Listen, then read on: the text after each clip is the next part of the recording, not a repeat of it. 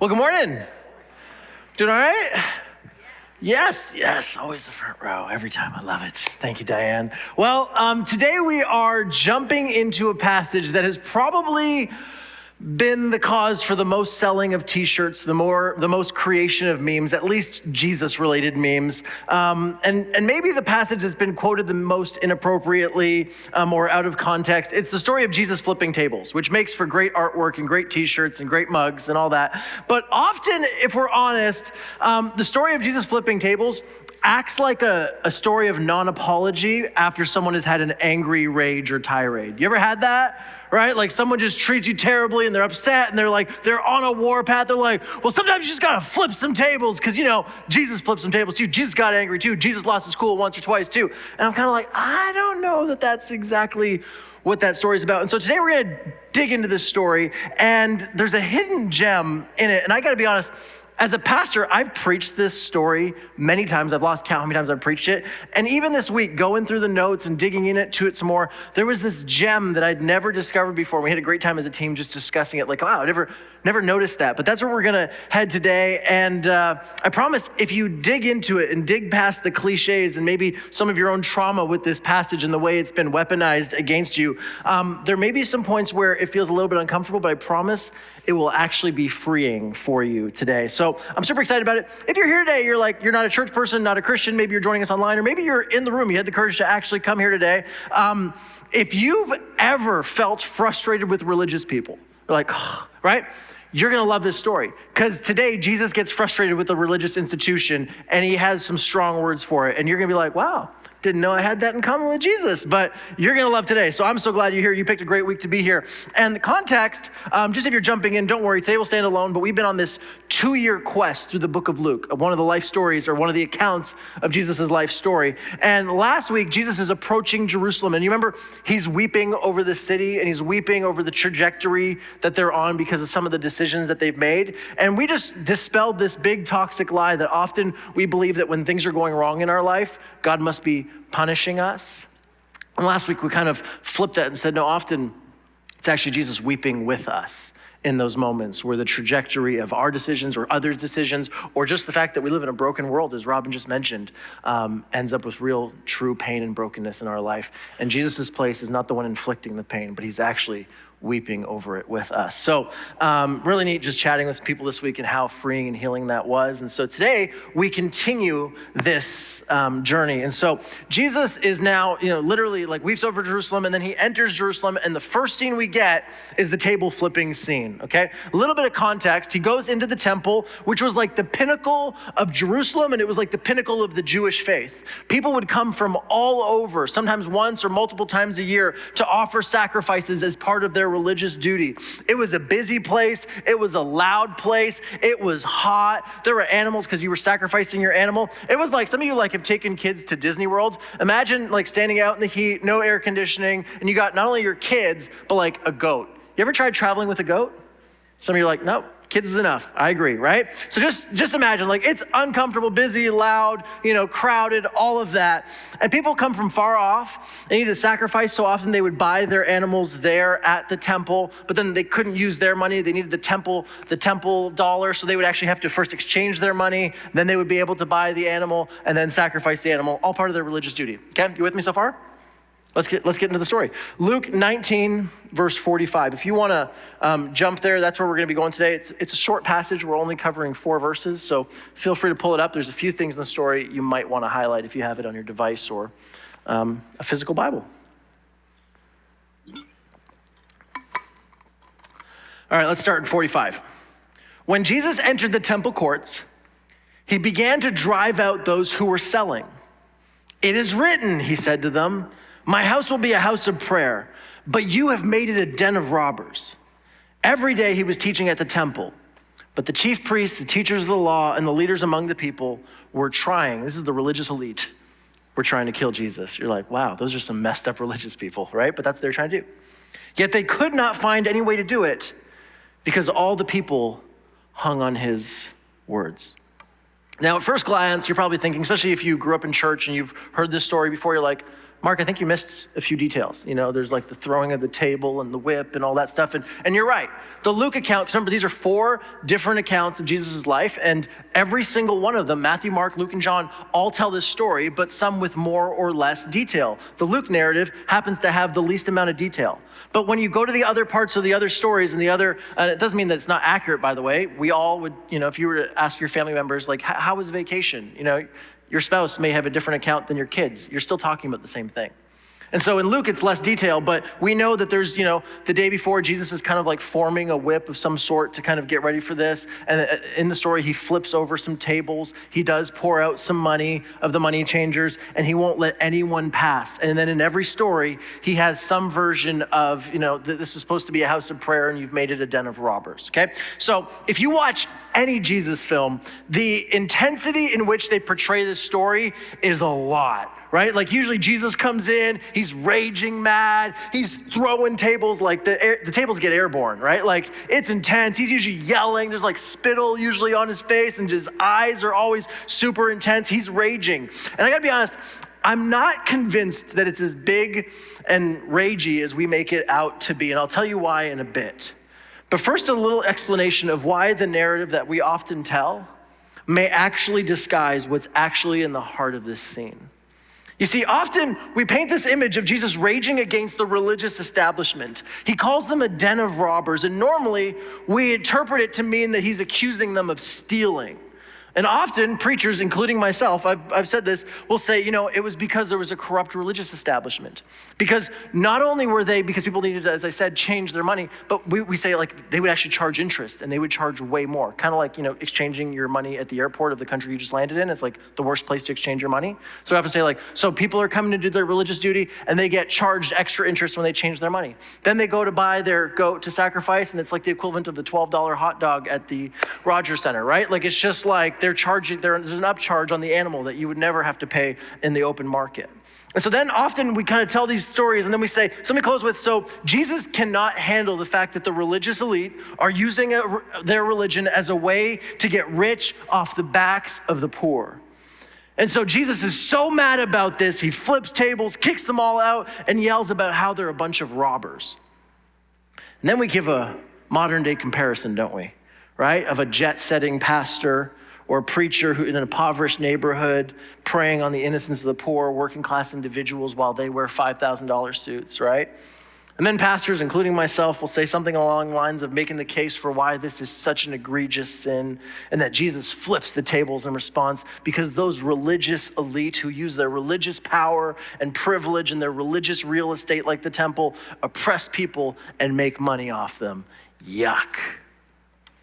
And then what happens with us, consciously or unconsciously, is we do a little survey in our head. Well, I don't own a private jet, and I don't wear $5,000 suits and preach to an impoverished congregation. I'm not getting, building my business on the backs of impoverished people. And so we think, I'm good. And I just want to poke that narrative for a second. I'm not saying that it's not accurate, but I do think there's something else happening in the story that actually applies to the rest of us. Those of us without the private jets. It starts with the fact that I'm not sure we've painted the scene accurately. There's at least 3 reasons I could give as to why I don't think this is the big riot and rage that we painted out to be in Hollywood. Sake of time, I'll just cover one of them. In Matthew 21, verse 14, this is in the Matthew passage, which is much longer and has more details about this exact story. It says this, and the blind and the lame came to him at the temple, and he healed them. Literally, right after he has this table flipping, the blind and the lame come to the temple, and he healed them. People who struggle with vision and people who have mobility issues move towards Jesus. Let me ask you a question. What do those 2 groups of people have in common? The last place they want to be is in the middle of a rage or a riot. The last place you want to be when you can't see or you have mobility issues is in the middle of furniture being thrown everywhere and people running and trampling and all this stuff. Somehow we've made it out to be this thing. It's like it's a scene of chaos. And it's like, and then people who can't see and have mobility issues are all of a sudden like, I think I'm going to head towards the chaos. Like that would never happen.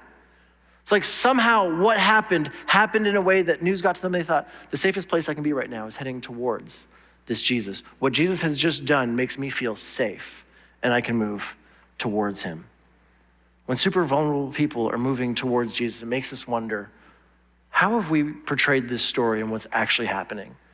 In other accounts of the story, children actually go towards Jesus and are praising Jesus and singing. You know what kids have? They have like a danger detector. They just don't like going near people. Just imagine, right? Like often we have this, right? Like don't go near Dad right now. He's really angry, right? Just imagine like, oh, don't interrupt Jesus right now. He just threw some tables, right? No, it's like these kids go to Jesus and they're singing and praising him. The people who are upset are the religious leaders, right? And then there's also the fact that Jesus continues to just preach in the temple. It's like, and then he continued to come back day after day. It's like he comes back to the scene of the crime. It's not like he trashed and rioted the whole place and then ran off and there's a bolo out, like, looking for Jesus, long-haired robe, Jesus sandals on, like you'll recognize him, right? Like, no, he's right back at the scene of the crime. It's like clearly this didn't happen the way that often we've painted it out to happen. Here's the other twist. While that narrative doesn't make for great t-shirt sales, I love the way Jewish scholar Amy Jill Levine points out. She says there's actually zero evidence in history and in scripture that says that these money changers were charging exorbitant amounts of interest. There's nothing that says they were charging interest on it. There's nothing to say that they were charging more for the animals. So it's not to say that that wasn't the case. We just don't have any evidence of that piece. And also there's the fact that they actually had a really important job. Most people didn't want to bring their own goat. Just imagine traveling. Some of you are like, you arrive at a destination and like your kids are living and you're winning, right? You're like, it's a low bar, but that's at least in our home, that's the reality. So imagine keeping a goat alive too on this journey and keeping it unblemished because you had to sacrifice an unblemished goat. People were like, no, I'll just purchase mine at the temple. It was actually, a goods and service that was actually important. I'm not saying that they weren't doing anything wrong or charging more. I'm just saying there's actually zero evidence for that narrative. I love the way one historian said it was probably more of a displeasure with the location of the activity than the activity itself. Right? Jesus is clearing them out of the way. There's a good chance it's like, he's just moving them out of the way. He's saying, not here. Sell the goat. You can do it off-site, off-premise, because the reality is where they were was what was called the outer court or the court of the Gentiles. It was where the non-religious people could come. It was as close as they could get to God. And Jesus shows up and there's a marketplace happening there. And so Jesus takes some decisive action. So the reality is it's probably not this big thing that we've made it out to be, this big rage and riot, but it's actually far more calculated, cool, calm, collected. It's decisive action. He's moving some tables over. He's pouring out the money. He's not letting people walk through.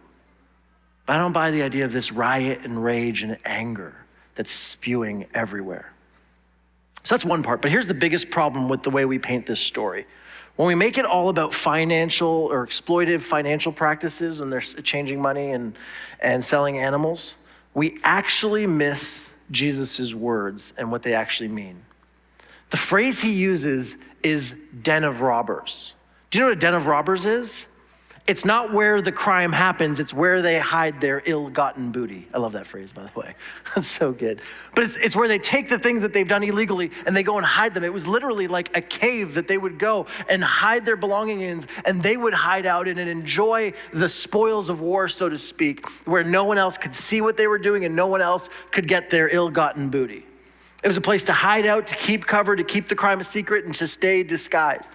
And so if the crime that they're taking part in is money changing and exploiting people financially and gaining financially from people who are in a tight spot, why would he use the phrase den of robbers in the temple?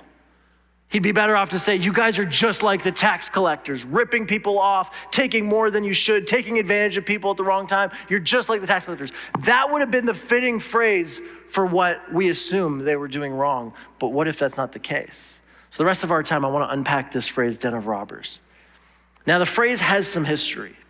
Certain phrases, you hear them and immediately you think of who said it, right? I say, I have a dream. You say, okay, you guys got to interact with me a little bit. I say, I have a dream. You say, Martin Luther, teaspoonful of sugar. Mary Poppins, we're moving now. You keep using that word, but I'm not sure it means what you think it means. Princess Bride, and who's the character? All right, and just for my own vintage, Sim Simma, who got the keys to my, and who was that? Yes. Was that? Yes. Yeah, man. All right. I should do that. When Jesus says a den full of robbers, immediately everyone there would have thought Jeremiah. the Old Testament prophet Jeremiah from the Hebrew scriptures. Everyone there, without missing a beat, would have said he's quoting Jeremiah. There's a passage from the Hebrew scriptures where God is speaking to his people, and they'd been living, let's just put it nicely, living sketchy lives. Can I read it to you, the phrase where it comes from? This is what it says. Will you steal and murder, commit adultery and perjury, burn incense to Baal, which was a foreign god, and follow other gods you've not known, and then come and stand before me in this house, in the temple? People were showing up to the temple. He's like, you're gonna do all those things and show up in the temple in this house which bears my name, and say, we're safe? Safe to do all these detestable things? And then this is the line, has this house which bears my name become a den of robbers to you? But I've been watching you, declares the Lord. For those of you who like history, by the way, they were wrong in their assumption that as long as they went to the temple, they would be safe. Invading forces came in and destroyed that temple. Nothing new here. But here's the bottom line. The spiritual place and the spiritual activities acted and felt like a hiding place for evil. The spiritual place and the spiritual activities of these people acted and felt like a hiding place for evil. Jesus is like, you think because you show up at the temple, it makes everything that you do out there right? Wrong. He's like, that was true in history and it's still true today. It does not give you immunity. So when Jesus says this place is a den of robbers, Jeremiah would immediately come to mind for these people. And that story is not a compliment. It's an indictment for this community. Jesus walks into the temple. He's standing in this most holy place. He hasn't been there in years. We think since childhood. And he doesn't say, wow, I forgot how big this place is. Remember, it's like the equivalent of 12 soccer pitches. It's huge. It doesn't say that. It doesn't say, wow, I love the renos. I love the new curtain you put up. No, he's like, wow, this place is like a den of robbers. You've made it a den of robbers. It's a hiding place for sin cloaked in religion. I don't think anyone would hear that accusation and think he's simply talking about the people changing money and selling animals. No, it's an indictment on the entire institution, on the entire community. Bottom line, the spiritual place and the spiritual activities were acting like a hiding place for sin, a hiding place for evil. It was less the location of the crime and more a hiding place for the criminal. And it's not the first or last time in history where religion has been a hiding place for evil. Sometimes religious institutions are the best at hiding injustice and clothing them in religiosity.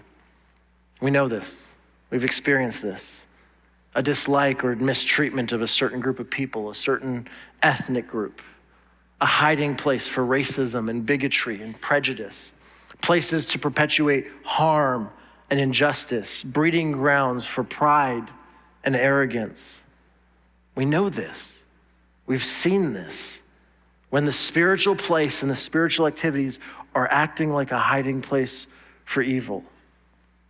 Maybe that was your experience. Maybe that's why you gave up on faith in Jesus, in church, because you experienced the very thing that Jesus is calling out. Hang tight to see what Jesus does. In all four accounts, he says some version of this. He says, my house will be a house of prayer, but you've made it a den of robbers. My house will be a house of prayer. Can we go to the next slide? But you've made it a den of robbers. He's saying, guys, this place, this location is sacred. It's supposed to be a place of deep prayer, which is connection with God. A place of transformation where you're transformed by your relationship with God. And instead, Jesus is saying it's become a hiding place and cover for evil. You just imagine you could hear a pin drop when he's saying this. This is part of their ancestral history. Nobody looked back and thought, I wish we could just be like those people that Jeremiah was calling out. For Jesus to bring up this dark part of their history would lead them either to be really defensive or really reflective. Some of you maybe have had a moment like this, where someone maybe accused you of being just like them. You're just like them, or you're just like him, or you're just like your dad, or you're just like your mom, or you're just like this group, or you're just like that group. If you've ever had that kind of accusation, you either get really defensive or you just, oh gosh, I'm just like her. I'm just like him. It just stops you in your tracks and you have to pause and sit with it, step back. And it forces you to wrestle with, is that true? Is it true? Am I actually like them? Jesus' statement would force that kind of reflection. In front of crowds of people lined to do their spiritual activity, Jesus reminds them that it is possible to be in a religious place. Just put up on the screen. It is possible to be in a religious place or doing religious activities and missing deep connection and transformation with God. It is possible, Jesus is saying, to be in a religious place or doing religious activities like this one right here and missing deep connection and transformation with God. And so as we come near the end of this passage, we kind of have two options.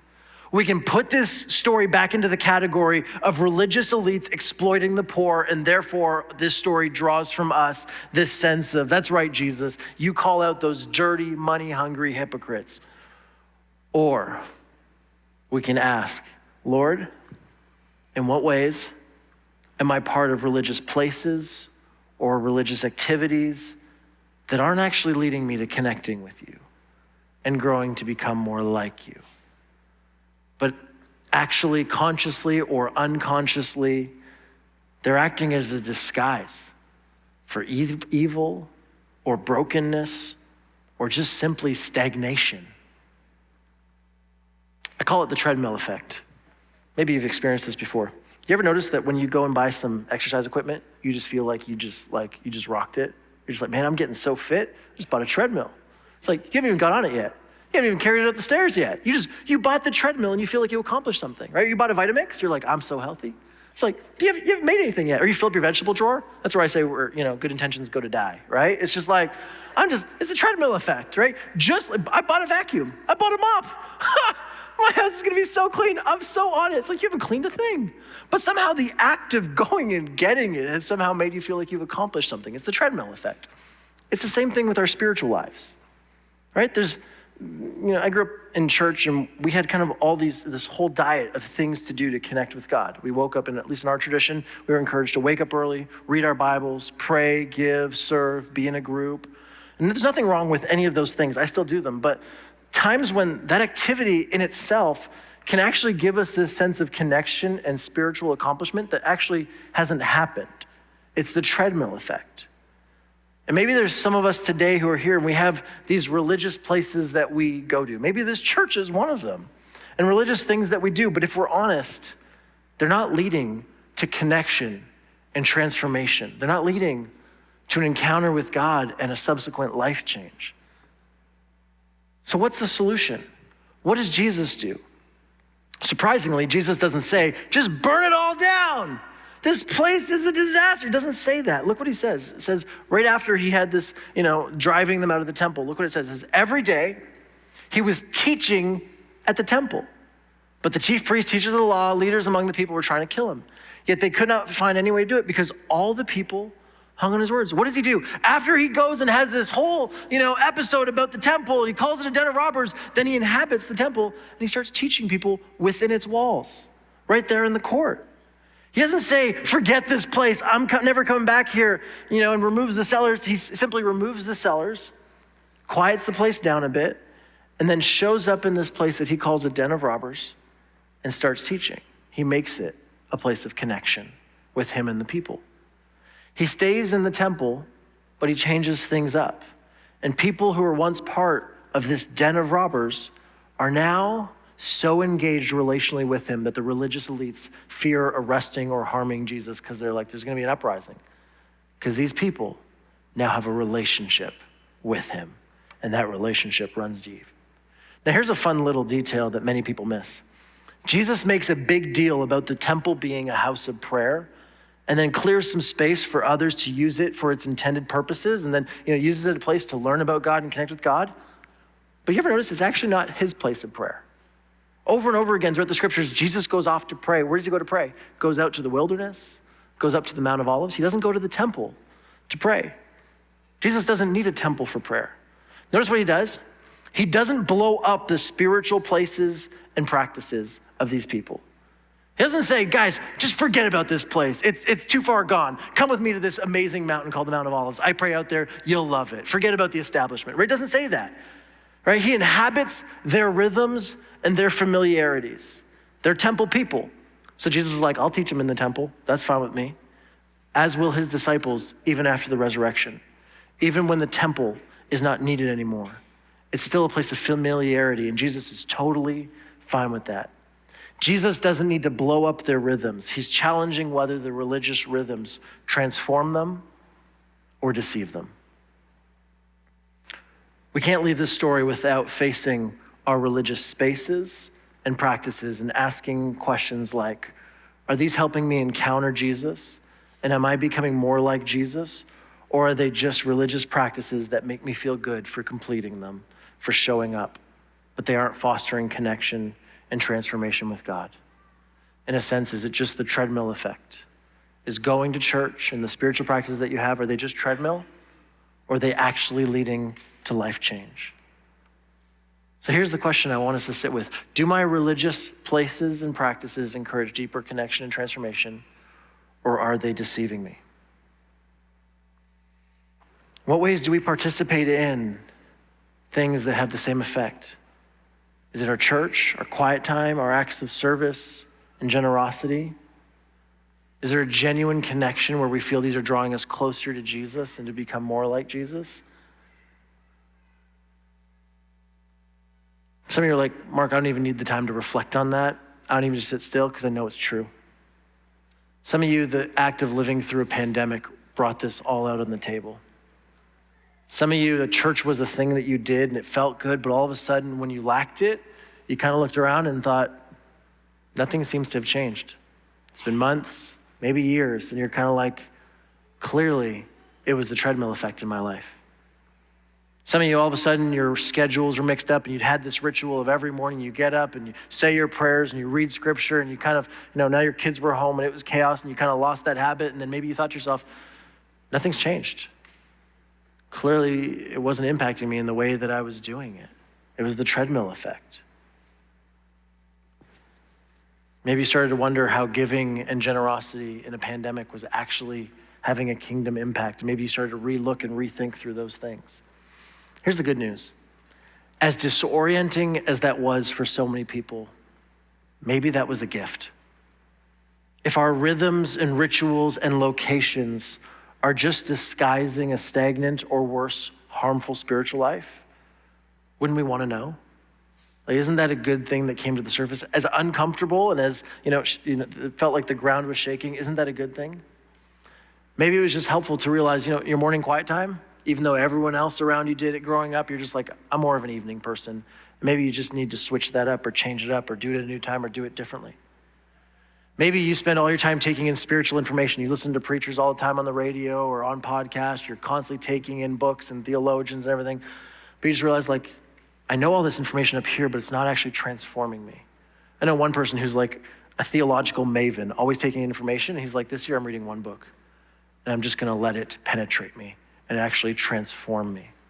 Maybe there's a way that you just need to switch that up. Maybe your prayer time feels rote. You're still saying the same prayers. In fact, when your eyes are closed and you're praying, your kids are mouthing the words that you're about to say because they know exactly what you're going to say. Because it's just become rote. Maybe tonight is actually a great adventure, a beginning of an adventure. It becomes like an appetizer of different ways to pray, to be led on that journey. I say it's kind of like going away to a monastery for an hour or so. I think it's going to be a gift for so many of you, just to kind of knock you out of your rhythm. Maybe you've been doing faith and life alone. The number of people I talked to coming out of the pandemic, not just in this church, but in every church it seems, it's just like, I don't know anyone, or I lost my community or my group, we kind of broke up, people moved, people went different, there's just so many people. You're not alone if you have this feeling of I don't know how to do faith and community anymore. Can I just say, stick with us. It's one of the biggest priorities for our church is how to get people connected, because we are just hearing that over and over again. You're not alone in that. And maybe this is a gift to rethink how we do community as a church. Maybe you're serving. Maybe that's the thing. You've always done it. You've always served in this way, in this capacity. And you're just realizing there's nothing here that's about connection or serving. It's just the thing I do. Maybe I'm known for doing it. Maybe it's time for a pause, or maybe it's time to start something new or something different. Maybe it's the way your religious practices lead you to treat other people. Can I just point out one more thing? Notice in the Jeremiah passage, he says this: will you steal, murder, commit adultery, or perjury? Do you notice what all those have in common? They're all people related. They're all love issues. I think a great question to ask ourselves is, where or what parts of my faith is causing me to harm or dislike or judge others? Maybe even your kids, maybe even your loved ones, consciously or subconsciously. So I'm gonna invite James up, and I just wanna create some space for us to just kind of sit with this story in a way that I think it calls us out in our places and our practices to say, is it just rote religion? Is it just a hiding ground, maybe even unconsciously? I'm not saying it's conscious and that we've chosen it. But is there a way in which some of our practices have just become rote and meaningless and actually are just having the treadmill effect on us and are not leading to greater change and transformation? So I'm gonna put the last two questions up on the screen, and I just want you to sit with those. Take your time, take a minute or so. Take a note on your phone of anything that stands out to you. I'll be back to bless you in a minute.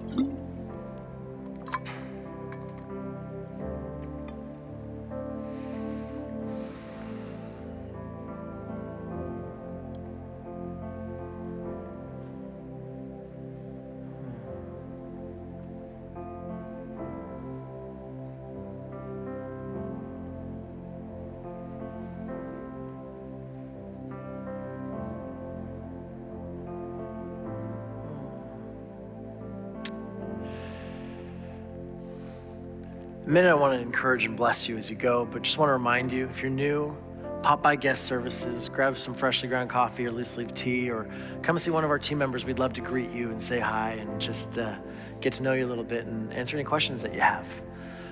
Brenda and Jordan are going to be up at the crosses up here at the front, and they would be so delighted to pray for you today, pray about anything, just to sit with you, to grieve with you. Whatever you're going through, however big or small you feel it is, our prayer teams love praying with people. So I'd encourage you to do that. And lastly, can I just encourage you? If what I've talked about today kind of feels like a struggle, if it feels like, well, but hang on, Mark, these rhythms that I've had, I've always had them, and my grandfather had them, my parents had them, and I don't want to mess with them, and this is the way we've always done it, and so I don't want to change them. And I love this line from Barbara Brown Taylor. It's so good. If my religion gets in the way of loving my neighbor, I'm going to choose loving my neighbor, because Jesus never commanded us to love our religion. If my religion gets in the way of loving my neighbor, I'm going to choose loving my neighbor. Jesus never commanded us to love our religion. Our religious practices and our religious spaces and places should always bolster our connection to transformation and love, should bolster our connection to Jesus and the people he loves.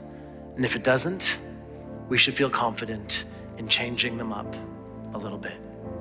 Have a fantastic week. I hope that creates some great conversation today at lunch, and we'll see you next week, friends. Have a great week.